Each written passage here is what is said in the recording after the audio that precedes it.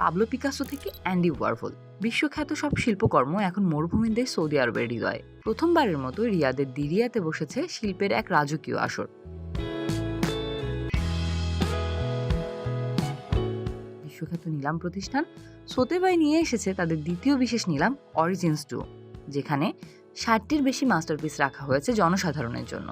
Pablo Picasso, রয় লিংটেনস্টাইন আর anise কাপুরের মতো কিংবদন্তিদের পাশাপাশি এই প্রদর্শনীতে আলো ছড়াচ্ছেন সৌদি আরবের শিল্পী মোহাম্মদ সিয়াম ও দিয়া আজিজ দিয়া।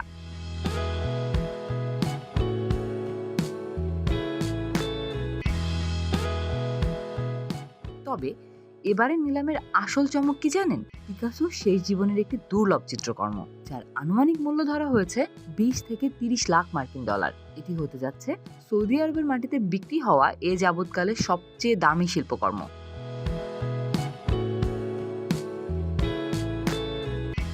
কিন্তু কেন এই বিশাল আয়োজন? কারণ আয়োজকরা বলছেন সৌদি আরবের ভিশন 2030-র হাত ধরে দেশটিতে গড়ে উঠেছে এক শক্তিশালী শিল্প সংগ্রাহক গোষ্ঠী, যাদের বেশিরভাগই তরুণ। অবাক করার মতো তথ্য হলো এখানকার অধিকাংশ শিল্প সংগ্রাহকের বয়সই 40 বছরের নিচে, যা বিশ্ব শিল্পের বাজারে এক অভূতপূর্ব পরিবর্তন।